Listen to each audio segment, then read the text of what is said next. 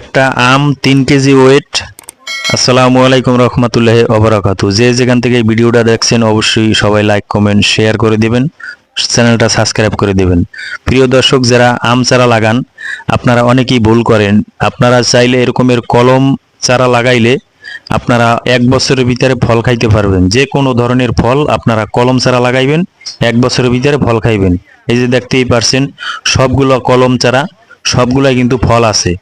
তো আপনারা অনেকেই ভুল করেন, কিন্তু কখনো এরকমের ভুল করবেন না, কারণ আপনারা এখন থেকে কলম চারা লাগাইলে আপনারা 1 বছরের ভিতরে ফল খাইতে পারবেন, কোনো সন্দেহ নাই। এই যে দেখতেই পারছেন সবগুলো ধরনের কিন্তু কলম।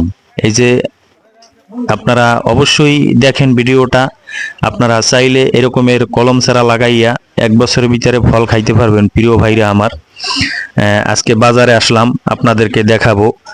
এই যে দেখতেই পারছেন সব ধরনের কিন্তু ফল আছে। আপনারা অনেকে ভুল করে আপনারা শুধু চারা লাগান, এরকমের চারা আর কখনো লাগাইবেন না।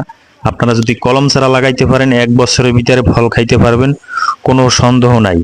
তো ভিডিওটা আমার কাছে খুবই ভালো লাগলো। আর বিশেষ করে যে আমটা আপনাদেরকে প্রথমে দেখাইলাম 3 কেজি ওয়েটের আম, খুবই ভালো লাগলো। তো প্রিয় ভাইরা আমার, সবাই ভালো